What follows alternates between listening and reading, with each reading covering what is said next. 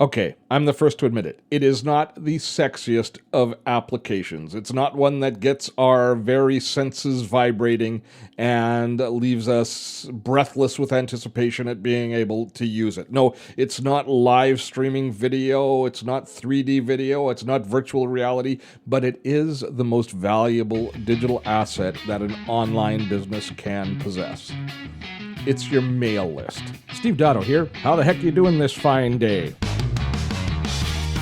Welcome to Gray Matters, the podcast for those of us in the gray zone. What is the gray zone? Primarily baby boomers and Gen X, those of us sporting a touch of gray. We're interested in finding our place in the digital age. On this podcast, we will learn about online marketing, community building, social networking, all from our perspective. The world's changing. The job market is not interested in us anymore. We're facing the prospect of a reluctant retirement, and that is not cool. We need a side hustle to take our experience and put it to work for us. We need to develop mad skills, adapt, and evolve in order to remain relevant in the digital age. I can help. This podcast can help. I'm glad you found us. Now, I know that it isn't the most sexy application of all. When we talk about mail list management, growing your list, email, newsletters, it might feel like we're talking from early 2000 to online marketers talking about the importance of your mail list. And it has a history that goes back that far or even farther. Mail lists, newsletters, it's been the historical way that communicators have got their message to their constituency. But just because it's been around for a long time doesn't make it any less valuable. I mean, look at us. We've been around for a long time, and I think we're still pretty darned valuable. So let's spend today talking a little bit about mail list management and see if I can open your eyes and maybe re-energize you if you are an online marketer and you've been letting your mail list sag a bit. And if not, if you're thinking about getting into the online marketing space, if you're at that point of thinking about building your own online business, I'm going to take this opportunity to impress upon you the importance and the long-term value of your mail list. It is the most valuable asset that your business can have. And if I'm honest with you, when I am on point, when I am doing and running my business well, I wake up every morning thinking, how can I grow my mail list? Content creators, online marketers who pay attention to and emphasize and focus on their mail list are the most successful of our breed. That's what we're dealing with. That's the story today. So here's the reasons that it's so important, because there are other perceived values that are out there that are always entrancing us. They're like the siren song saying, come, spend your energy growing your community here, Steve. We get a lot of that. For example, my subscribers or your subscribers on Twitter, Facebook, Instagram, in my case, YouTube. I love seeing my subscriber numbers grow on YouTube. It stokes my vanity and warms my heart. But here's the thing. All of my subscribers on YouTube are not my customers. They're YouTube's customers. They own the relationship. I don't. They have total control over it. As does Facebook with all of your Facebook followers and friends. As does Instagram with all of your Instagram followers. As does Twitter with all your Twitter followers ad nauseum. They are all owned by the social platform that you're engaging in. And you can be disenfranchised from that community with the click of a key. With the click of a mouse, you can be disenfranchised. And it might be for a mistake you make, it might be for something that you overtly do, or it might be something that you're innocent of, or it might be accidental. It doesn't matter. You can be disenfranchised. And then getting back to that community can be impossible. It's not always impossible, but there's a possibility that you could never re-engage with that community. I've got a friend who had a YouTube channel, and he had built it up to about 25,000 followers, and he had something like 900 videos on it, and it was a big part of his business. He made a mistake. He recorded himself at a concert, which had obviously music playing in the background that was copyright music by the band. He posted several videos from that concert on his YouTube channel, and he didn't pay close attention to YouTube telling him he was getting content strikes. You're allowed 3 content strikes on YouTube. In other words, you're allowed to make 3 mistakes on YouTube before they pull your account and delete it permanently. And with each content strike, they apply more and more strict censors against you. So you should get plenty of warning. And I don't know whether or not he paid attention to the warning or if they cascaded on him too quickly. But regardless of that fact, he had his channel closed down and he can't get it back. And now it's 4 months and he still hasn't seen it back. And I don't think he's ever going to get it back. He lost all of that community building because he made a mistake on YouTube. That should send a chill through us all. But that's the nature, that's the message that I'm trying to share today is when you have followers on other social platforms, they're their customers. So what we need to do is we need to build our email list. We need to make sure that all of the people, or as many of the people as possible who follow us on other social platforms, are migrated to our list. That way they belong to us and we're insulated from any decisions that the social platforms may or may not make, or inconveniences that happen to them, such as your account being hacked or some other unforeseen circumstance. For the most part, then, you've created an insurance policy, but it's more than an insurance policy, because insurance policy is for only when things go wrong, but mail lists are things that you're going to engage in and are going to ongoing do real good work for your business. So let's spend some time talking about why mail lists are still relevant, even beyond the insurance policy side. Let's try and look for some of the exciting aspects and some of the best practices that we could follow with our mail list. Now, why are they still relevant today? Why are people still open email? You know, that's a funny thing. Now, they will unsubscribe more readily to mail lists that are not providing them value. We do definitely have information overload, so a big part of your strategy has to be making sure that you provide your community with real value as you move ahead. But there's some other really nice aspects of email that make it still a very compelling tool for online marketers. First is it's mobile friendly. Increasingly, we consume so much of our content now on a smartphone. And email, because you can compose a lot of detail in a very small amount of time, a small space, in a small physical space. You can make email very mobile friendly. It's a good platform because people browse through it quickly. They are willing to open email on their phones. It's a mobile friendly environment.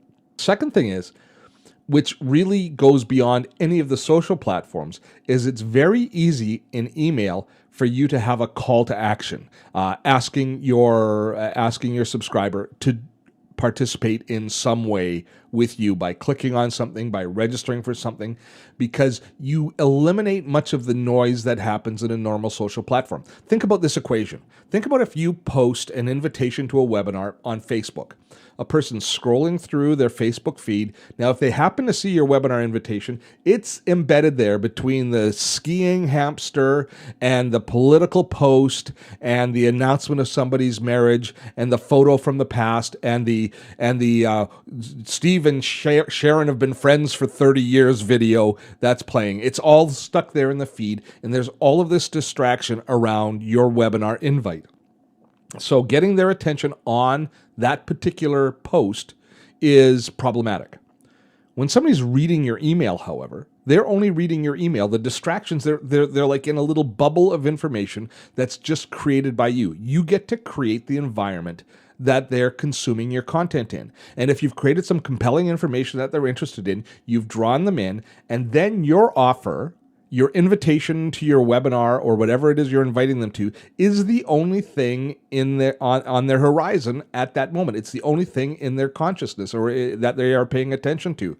So the chances of converting them to do whatever your call to action is amplified as a result of that.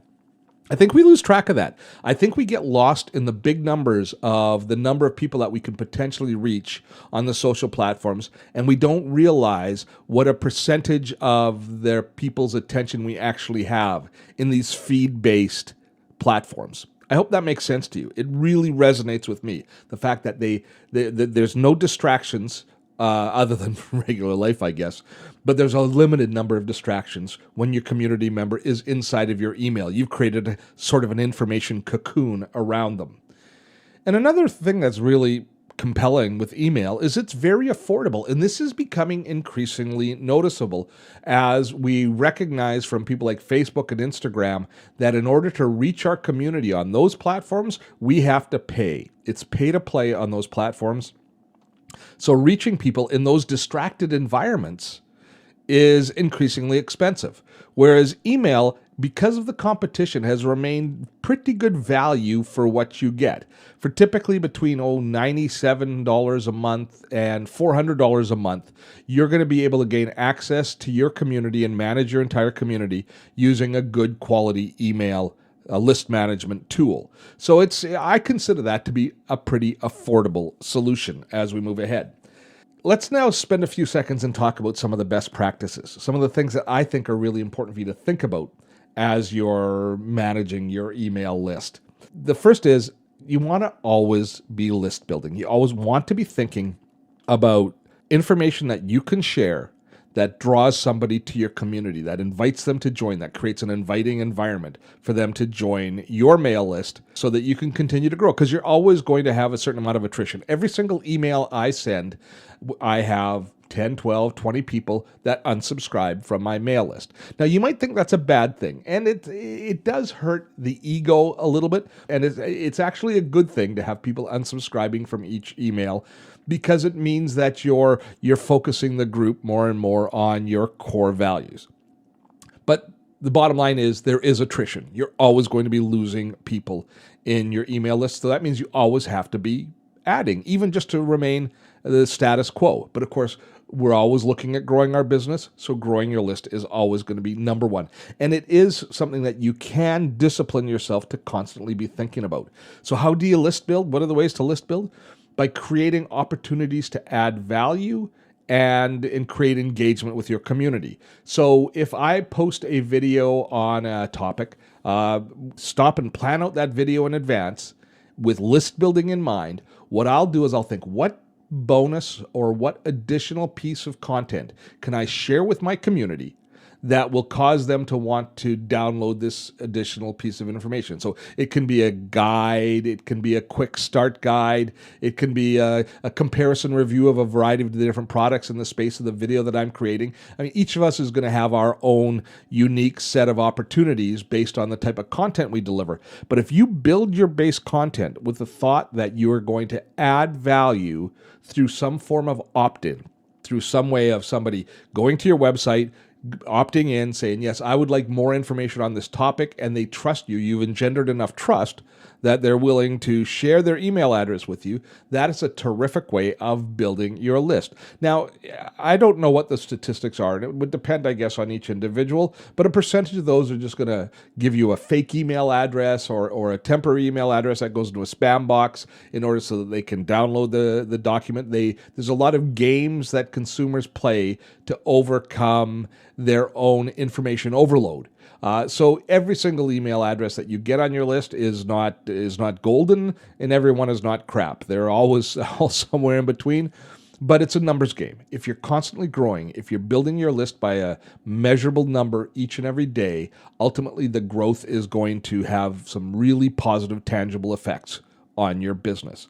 And I can actually, at the start of the year, based on the size of my email list, I can predict pretty accurately how much I'm going to earn that year based on that number, because I know what each customer, each email address on my list is worth to me, because I can run the numbers. I know, and as the numbers of my email list increase, so do my revenues, and it's proportional. So it's an investment that's worth making, and it's worth understanding all of the statistics. So always being in a list building mindset. Every piece of content you create doesn't have to have a call to action, but as you create every piece of content, you should be thinking, is this something that's appropriate for me to be engaging in list building with? That's the first best practice that I can give you. The second and third, the next ones are really about continuing and building a relationship with that community, making sure that you're always delivering value. So obviously in whatever list builder you offer, you have to make sure that there's value there, and it's not just something that you've, say, held back, or not something that conveniently is easy to produce, but instead really think about delivering value to your customer. Don't think about the fact that this is free. And a lot of, I think, marketers get lost in the fact that, oh, I'm giving something away for free when somebody signs up for my list, therefore I can give them lower quality. Well, that is wrong-headed, because think back to what I just said a few moments ago. Every single email subscriber that I have, I can measure the growth in revenue based on the number of email subscribers. That means that they're all worth $2 a year to me, or $4 a year to me, or $5 a year to me, or $20 a year to me. You will be able to determine that number for yourself as your business matures. So think about that. You're actually, when somebody gives you their email address, they already represent revenue to you. So as you create your value of your list building content, think about making sure that you exchange that value honorably, that you're giving them real value for giving you their email address and trusting you with your email address, because you will be able to measure those numbers and discover that you indeed have made money from each and every email address at the end of the year. So that's a good way of looking at it. Make sure that you're constantly investing in content which is relevant to your community, and that you are giving away plenty of content for free. And I'm going to put free in quotation marks because we've already established the value of having that email subscriber. But in your ongoing communications, make sure that you are constantly remaining relevant and paying attention to the needs of your community, and that you're servicing them, that you're working, and this is an overused term, but you're working with a service heart, that you're looking at what your community is interested in, what they need, and that you're providing that level and that quality of value, and you're giving it away for free without any expectations and without making them jump through hoops. One of my favorite online marketing books is Gary Vaynerchuk's Jab, Jab, Jab, Right Hook. And the whole concept there, the whole thing that you can take away from that book, the most important message is in the title. Jab, jab, jab, right hook. Gary Vaynerchuk is telling us, jab, give something away for free. Jab, give something away for free of value. Jab, give something away free for value. Right hook, sell something. Ask, and it doesn't have to be sell, it can be ask them to register, ask them to sign up for your webinar, ask them to enter into this sales funnel. It doesn't have to be the actual close of a sale, but it's free content, free valuable content, free valuable content, free valuable content. Now we give you the ask. Now we say, okay, are you enjoying my content? If so, here's how I actually make money. Would you like to participate in this? Do you see value in this? This is the essence of content marketing. It's really what every good content marketer has to do in order to make a living, because ultimately we do have to earn revenue. And for a lot of us, especially when if you really like the idea of building community, building those numbers, giving away great content, you feel a sense of pride and fulfillment helping people, you can sometimes forget about making money. You can just get lost in the subscriber numbers and in the growth and then the positive feedback that you're getting from your community. And you can forget to make that ask for money. So that's where a book like Gary Vaynerchuk's really illustrates and keeps you on track. Give a lot away. And don't be afraid to give away your absolute best content. That's absolutely fine to do. We talk about that a lot in this podcast as we move ahead.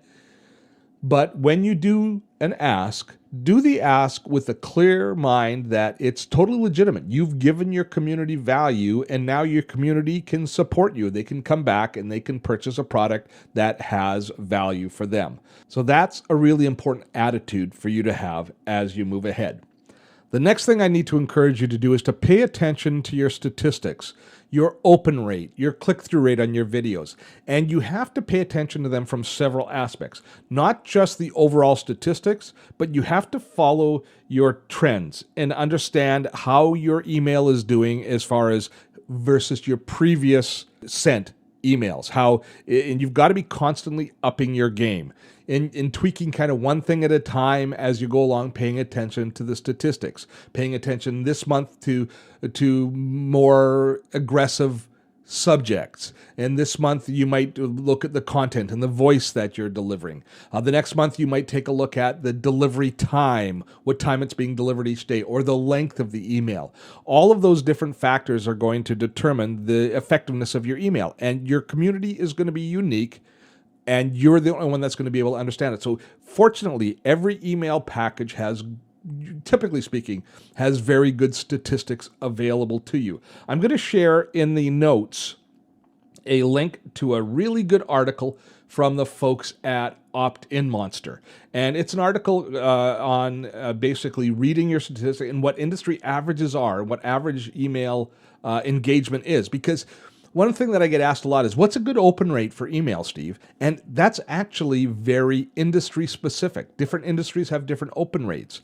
But if you understand kind of generally where your industry is, and then you can start to track your own open rates, not just against the industry average, but against your own averages, then you're in a position to be able to make good decisions moving ahead. Now, if you want to read the article that I'm going to be talking about in a few moments, as I say, I'll share it in the show notes. By the way, all of the show notes for Gray Matters is always at dottotech.com/gray7. In this particular case, this is our 7th podcast. So all of the show notes will be at dottotech.com/gray7. Now, this article is what's a good open rate and how do you improve yours? A good email open rate and how do you improve yours? And I really like, I found it, I just devoured the entire thing because they went and got a bunch of reports from people like MailChimp and other services. So believe it or not, the average open rate for email lists overall is around 25%. Now, don't gasp and go, oh, we're such losers. The marketing industry, the online marketing industry, typically sees about a 17% open rate for emails. So if you're above 17%, you're above average as far as online marketers goes. And here's the key. And listen to me very carefully right now. If you're below the average, that's not the end of the world. It just means that you should be paying very close attention to the different mechanisms in your email, and you should be able to improve that average. And if you're at 20%, you should still be able to improve your average. We can always improve our average by following the best practices that we're putting forward. So this article lists a whole bunch of different industries. Now, not just your open rate. Your open rate is important. That's how many people obviously open your email, but also paying attention to your click-through rate. When you put a link in your email, what percentage of people click through? And that's going to be far smaller than your open rate. Typically speaking, in click-through rate, you're going to see between about a 1.5% to some of the best industries will have over a 3, maybe 3.5% click-through rate. But you're going to be somewhere in that area. But that's a really important statistic. And you can pay attention to placement of your of your actions, whether they're above or below the fold. In other words, if they are on, as soon as you open your email, if it's seen, but people don't have to scroll for it. That sort of stuff, whether or not you use graphics in your email, those are all different things that you can be testing to improve your own personal email strategy. So this article, I think you're going to really enjoy. Visit dottotech.com/gray7 for links to it. I'm going to wrap things up there. I could go on and on for days on email marketing because it is a science and an art combined. And if you capture the nuance of what works in email marketing, it is going to help your business immeasurably. And it's something that you can get quite passionate about really improving. And if you become a good email craftsman, oh my goodness, for content marketing, that is a terrific skill set to have. Now, if you've not yet subscribed to this podcast, I encourage you to subscribe. And what I encourage you most to do, however, is leave a review and a thumbs up or a star rating, depending on which podcast platform you're listening to us on. But the reviews and the recommendations make a huge difference as far as helping our podcast grow. If you want to leave comments and engage with me, then drop by dottotech.com and visit the blog post that each of these podcasts has on our website and leave comments there. That's the easiest place to engage with me in comments, and I love to hear from you. Your suggestions for future podcasts and your questions will be answered there as well. Till next time, I'm Steve Dotto. Have fun storming a castle.